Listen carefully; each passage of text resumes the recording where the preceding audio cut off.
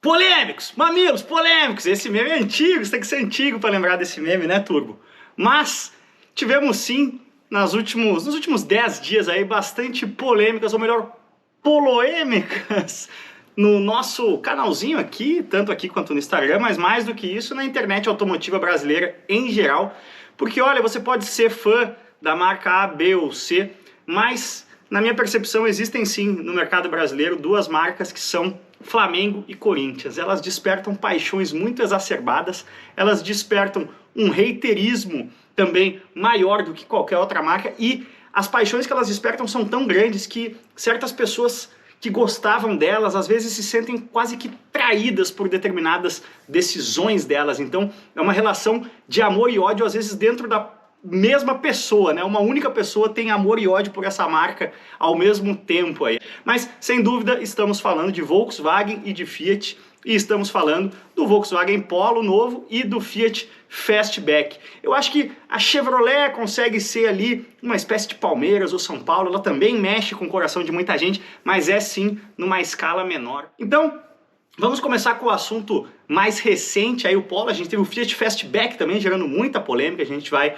falar um pouco disso também, mas eu acho que primeiramente eu fiquei até impressionado com o que aconteceu no evento de lançamento do novo Polo, e aí vou fazer uma pequena crítica já à Volkswagen. Eu acho que a Volkswagen pegou um pouco pesado em chamar esse carro de novo Polo, ela deu um pouco de pano para a manga aí pro haterismo, porque aí ela gerou uma expectativa na galera que viria algo muito diferente, e na verdade veio um facelift muito sutil e principalmente uma retirada de várias coisas do carro. Freio a disco nas rodas traseiras, por exemplo, principalmente a questão do motor, um motor menos potente, com menos torque, mais barato, e tenha certeza absoluta, a Volkswagen, esse motor é mais barato para a Volkswagen, do contrário ela não estaria fazendo esse downgrade de motor. Até alguém fez um bom comentário, a Volkswagen colocou um motor de up para fazer um downgrade no carro, né?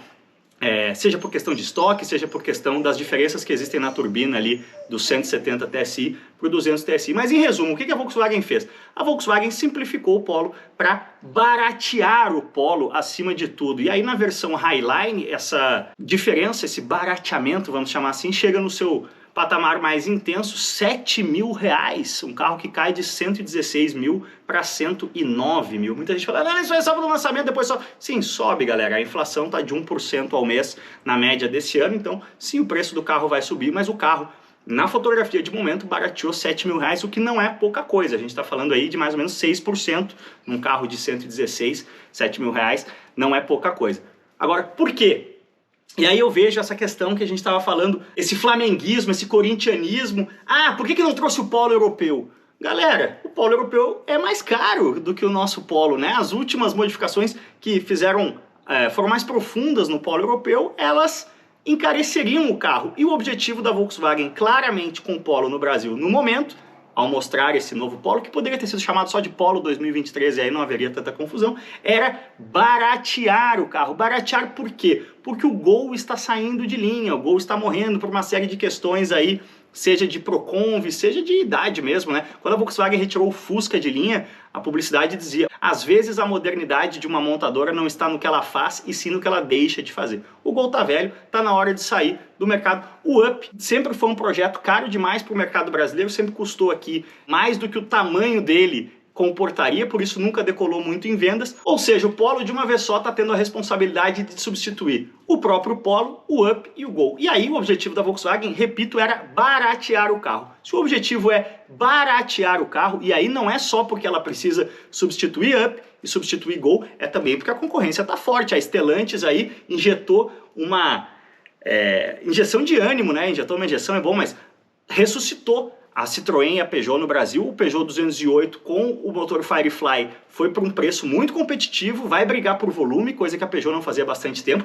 Tá chegando o Citroën C3 também para brigar por volume, a HB20 passou por refresh, ou seja, o Onix continua sendo aí um titã do segmento, vai passar por refresh em breve. Por que o Polo nunca foi um carro que decolou tanto assim em vendas? Porque ele sempre foi mais caro que os concorrentes. A Volkswagen sentiu que para fazer volume, para devolver volume ao Polo, precisava baratear o carro. Bom, tá aí explicado por que a Volkswagen não trouxe as modificações do Polo europeu, porque elas encareceriam um produto que ela precisava baratear. Por que ela precisa baratear? Porque mercado brasileiro é um mercado em renda decrescente. A gente tem hoje a 115ª renda per capita do mundo, a gente tem um pouco mais da metade da renda per capita que a gente tinha em 2012, 10 anos atrás. Então, quando você tem um produto nacional que ocupa uma linha de montagem grande, gera um custo fixo grande, ele precisa vender um volume mínimo para se pagar. Se ele não vender esse volume mínimo, ele dá prejuízo. A cada unidade que você fabrica e vende, você está tendo prejuízo. A gente viu uma movimentação parecida aí com a Honda, que direcionou a sua produção nacional para City, para HRV 1.5, para tentar gerar um volume que justifique a fábrica de Tirapina, porque com o Civic novo, um carro que custaria 160, 170, 200 mil reais, se fosse fabricado aqui, ela não ia conseguir esse volume e a fábrica não se pagaria. Então, nesse cenário de mercado muito menor, né, não custa lembrar, a gente vai fechar esse ano aí abaixo dos 2 milhões de unidades, ou talvez um pouco acima, isso é um pouco mais da metade do pico histórico do mercado brasileiro, também coisa de 10 anos atrás, a gente chegou a ter um mercado de 3 milhões e 600 mil unidades. Então, em resumo, o Polo precisa vender em volume. Para vender em volume, ele precisa ser mais barato. Para ele ser mais barato, a gente tira coisas dele e não traz coisas do Polo europeu. Isso não é por maldade da montadora, isso é uma conta simples para as contas da montadora fecharem, para você fazer o volume que faça com que aquele produto não seja deficitário. Falando um pouco de Polo, a gente teve a outra polêmica, que é uma polêmica que até me dói um pouco ver a quantidade de intolerância que existe ainda aí em alguns ramos pequenos, mas muito barulhentos da internet automotiva brasileira, e aí rola muito fake news. E como jornalista, o nosso dever profissional é combater fake news, né? Informar. Então, falando de vendas do Polo, a gente teve no início de maio desse ano, o tal... Meu Deus, que horror! A Volkswagen postou uma foto de 2 homens na frente de um Polo. Que coisa horrível, meu Deus! O mundo desmorona para certas pessoas. Bom, se desmorona ou não é uma questão que cada um resolve com a sua própria terapeuta. Aliás, a maioria dos que tem que resolver essa questão não estão fazendo terapia, talvez por isso tenham essa questão. Mas questões afetivas à parte, vamos falar de números. O Polo é um carro que fechou 2021 como o 33º carro mais vendido do Brasil. Chegou a fazer 2.000 unidades por mês no primeiro semestre de 2021, estamos falando do ano passado, que foi justamente aquele momento que o Onix evaporou. Auge da crise dos semicondutores, o Onix ficou meses aí com a linha de montagem interrompida, o Polo teve uma injeção de ânimo, chegou a fazer 2.000 unidades por mês. No meio do ano passado, a produção do Onix ganhou tração e o Polo veio caindo 500, 400, 300 unidades por mês, fechou o ano em 33º. Este ano de 2022 ele abre nesse mesmo ritmo, 300, 400, 200 unidades por mês. E em maio, justamente o mês da polêmica campanha, ele tem o seu segundo melhor mês e ele é, nesse momento, o 60º carro mais vendido do Brasil, ou seja, está muito mal em vendas o Polo, mas isso é uma movimentação que vem desde um ano, mais de um ano antes, aliás, aproximadamente um ano antes da tal polêmica campanha. Então, a relação da campanha com as vendas é nula, até porque eu acho que o tipo de pessoa que... A gente tem... O cérebro humano tem uma dificuldade de lidar com grandes números, né? Então as pessoas, não, no meu grupo de amigos lá tem cara que está querendo vender o Polo, e aí acham que isso está impactando as vendas do Polo. Bom, os números mostram que não está. O que não significa que as vendas do Polo não estejam muito baixas, e é por isso que a Volkswagen, tendo uma linha de montagem do Polo aqui, precisa aumentar o volume desse carro, e o Polo vai ter, como eu falei no começo, a responsabilidade de começar a entregar o volume que o Gol entregava, que o Up entregava, carros que eram fabricados aqui, e que um já saiu de linha e o outro sairá de linha em breve. Mas mais do que isso, tirando o meu chapéu de jornalista e colocando o meu chapéu de marqueteiro, né, eu que trabalhei 8 anos como um marqueteiro numa empresa que é referência de marketing, que é a Red Bull. Não existe, galera, para um bem durável, um negócio que custa 100 mil reais, não existe nenhuma campanha que você coloca uma campanha no ar e ela gera resultado de venda direto, seja positivo ou negativo. Isso acontece para iogurte, acontece para cerveja, coisas que são compras de impulso, compras rápidas. Compras grandes, pensadas, a campanha de qualquer coisa está construindo uma marca, é um processo de longo prazo, é a inoculação de um desejo que talvez vai ser consumado daqui a 6 meses, daqui a 1 ano. Então não existe, tal campanha entrou no ar, as vendas do carro explodiram, tal campanha entrou no ar, as vendas do carro despencaram. Isso não existe. O que é uma grande vitória para uma campanha de publicidade, uma campanha de marketing de qualquer produto, mas de produtos duráveis, produtos caros em especial? É o quanto ela faz com que a gente esteja falando sobre ela, né? O que ela gera de awareness, o que ela gera de conhecimento de marca, o que ela gera de conhecimento de produto. E aí, ao ter o conhecimento de produto, você gera uma segunda coisa que é a consideração, né? Faz as pessoas pensarem em ter esse produto. Você só considera ter um produto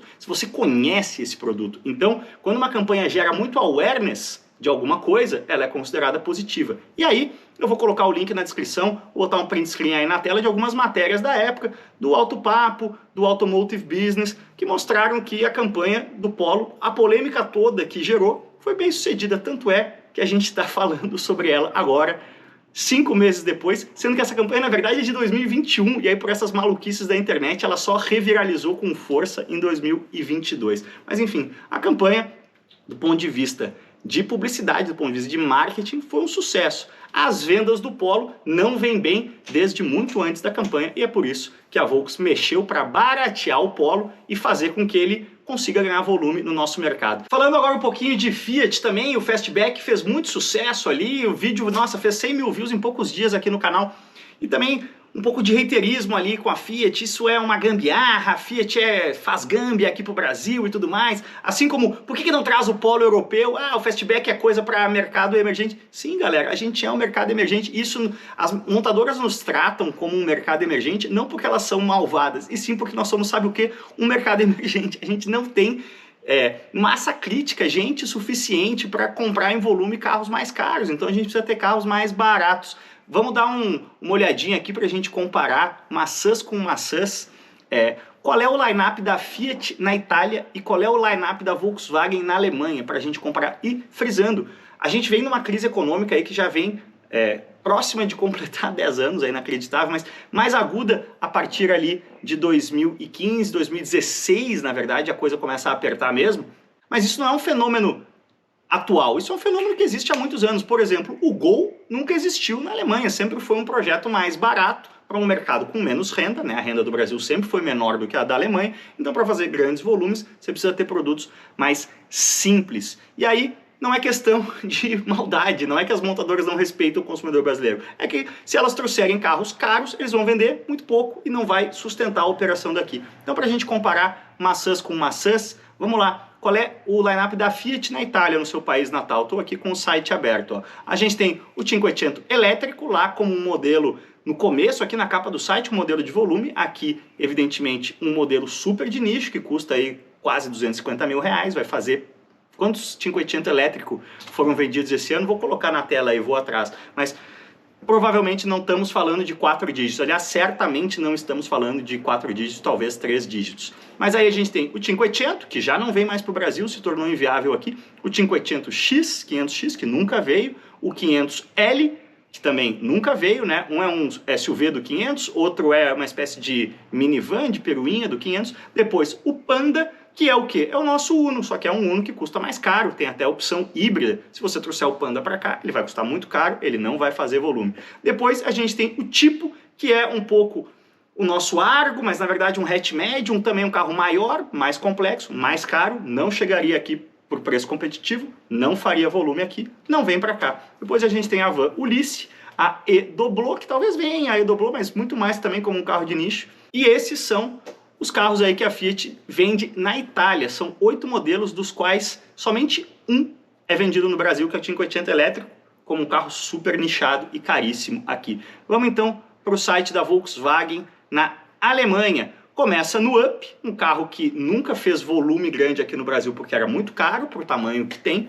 Depois o Polo europeu, o famoso Polo europeu, com mais itens e, portanto, mais caro do que o nosso Polo. Depois eles têm o Taigo, que é o nosso Nivus, mas também com itens a mais lá, até por isso o carro muda de nome. Depois o T-Cross, aí sim a gente tem uma paridade, apesar de lá na Europa a gente ter as opções dos motores 1.5 já para esses carros. Depois temos ID3, ID4, né, ID3 e ID4, que a Volkswagen está ameaçando lançar aqui, mas não oficializou, e que também vão ser carros como o 500 elétrico, carros que vão vender coisas de centenas por ano, nada na casa de milhares pelo preço que chegam. Então são carros que a gente está falando aí, um ID3 certamente mais de 300 mil, um ID4 talvez na faixa dos 400 mil. Aí o ID5, que é a versão coupé do ID4, mais caro ainda. Aí o ID Buzz, a Kombi elétrica, também se vier para cá vai ser super nichado.